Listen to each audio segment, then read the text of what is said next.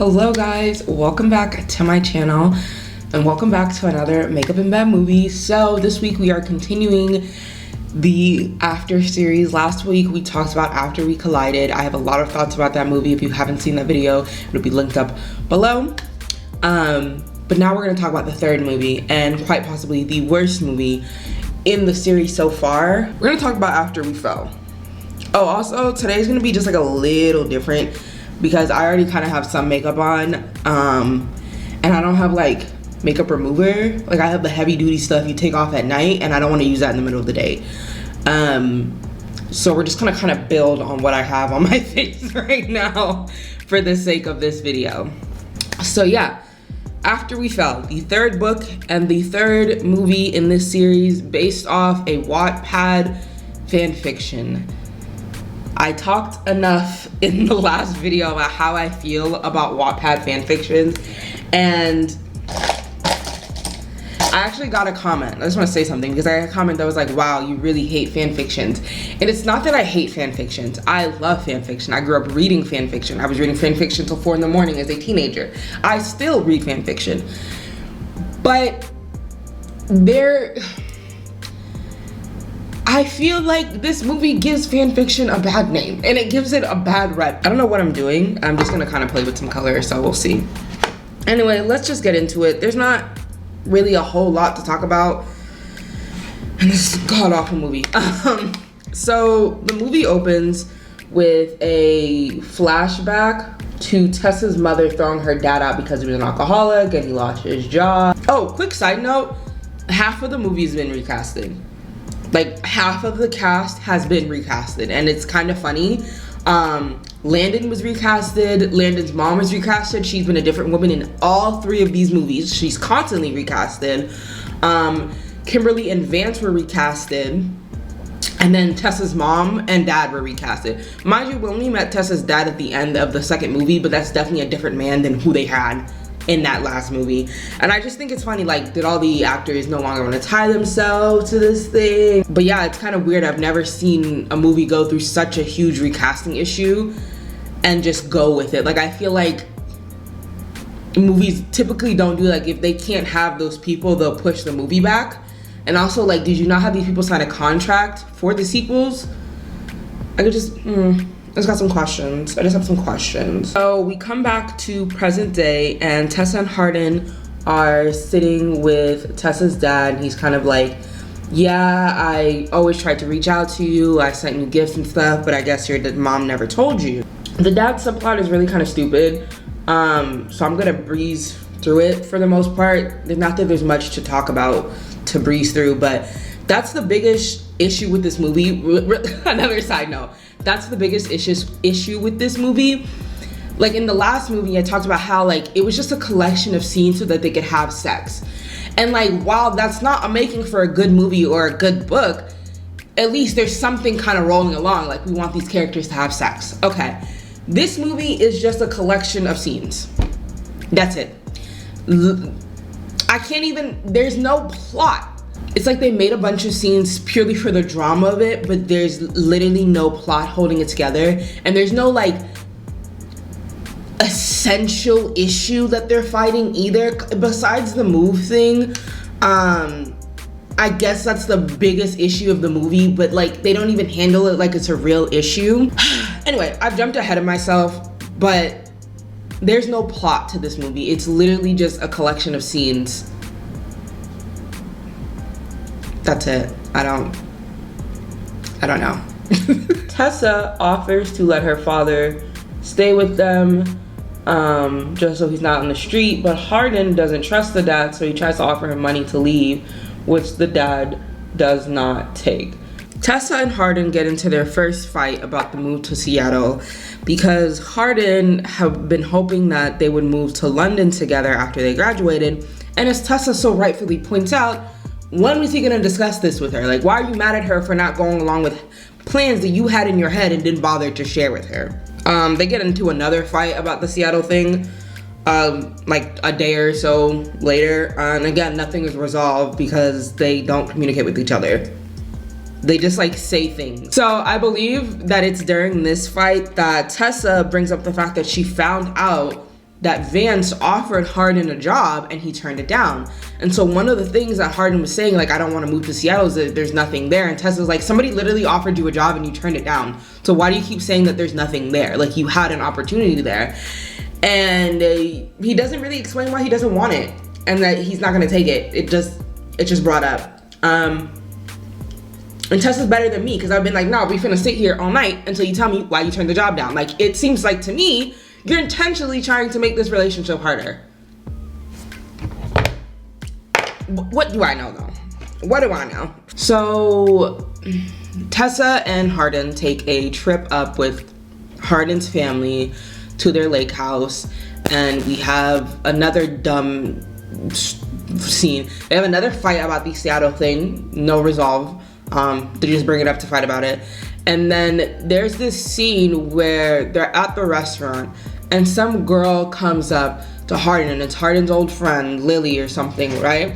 And she kind of sizes Tessa up, and you know, they're setting the scene for Hardin and Lily might have like a past or whatever.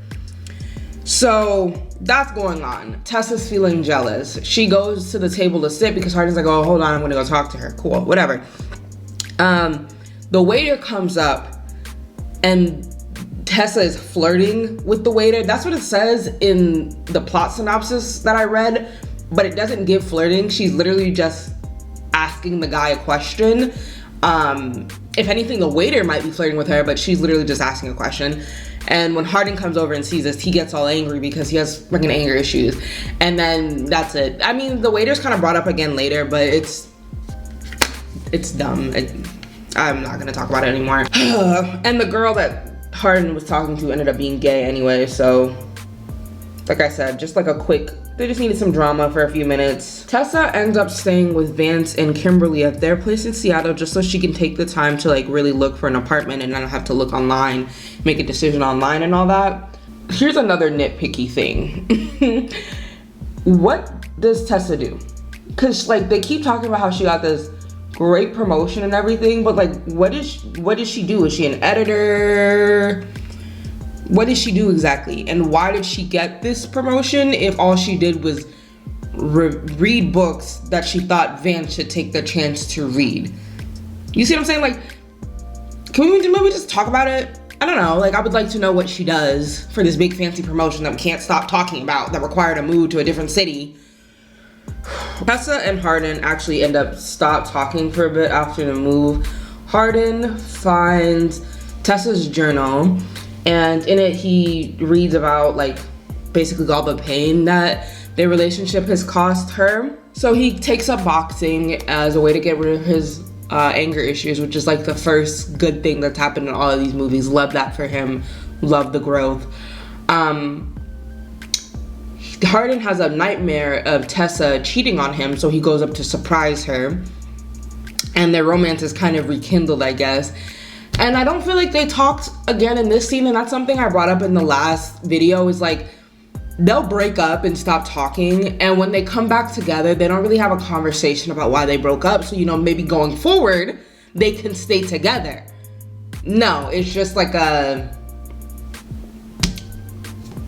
let's have sex, and we'll worry about whatever our issues are in 2 weeks when we start fighting about it again, I guess. We learned that Tessa may have an issue with her cervix, so she may never be able to have kids, and this again is just like a blip in the movie. It's literally just brought up as like a quick dramatic scene, and then we don't revisit it. We don't see her even have a conversation with Hardin to maybe be like, you know, what do we want for our lives, since that's an option I might not have. No, just, hey, I might not be able to get pregnant, and then we move on.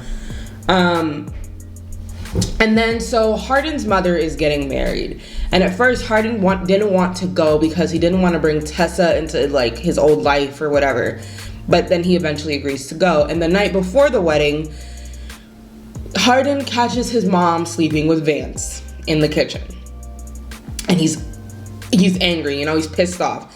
And the next day after the wedding, he meets up with Vance at a bar, and at the same time Tessa is talking to Kimberly, and Kimberly's like, you know, I don't know what to do. I love him. We have a child. Like, I just don't know.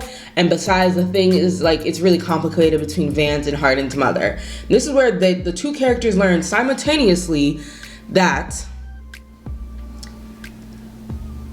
Vance is Hardin's real father. Wow.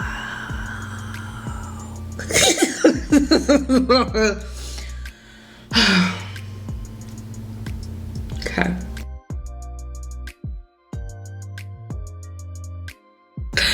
Hardin storms out of the bar. Tessa dramatically walks away from her conversation with Kimberly, and they go to find each other and passionately embrace in the middle of the street, and that's where the movie ends. And I cannot reiterate to y'all how dumb this movie is. I think you can get how dumb this movie is because this video is not gonna be long. Like, that's it. That's the fucking movie, okay? I literally put in my notes, my brain hurts typing these notes because nothing fucking happened in 99 minutes of this goddamn movie. This is the worst fucking story I've had the displeasure of experiencing. And I'm so mad that it was a published book. Somebody published this fucking nonsense. And for a second, I want to be like, you know, I am a writer myself, so maybe I shouldn't be so hard on someone's like actual like art and their work and stuff. But I can't. I'm sorry. This movie was awful. This movie was awful. I'm not even gonna say, I'm not gonna talk about Anna Todd and her books at all. I'm gonna talk about this movie specifically, okay? Because we know that movies take a little liberties from the book. They do what they want, right? This movie specifically is ass, and it was awful, okay? I'm sure the book was a lot better because it's not condensed into a few minutes, but it was awful. And word of advice to aspiring authors, something I have learned in my years of writing, is that if you are trying to make a full-length novel and a full-length series especially, you need to take the time to plot out what you want to happen in these books. Otherwise, you end up with stories like these where nothing is going on anymore. Nothing is going on because you're just putting down pen to paper every time you feel like writing, and you know, it's not good. And also, you should go back.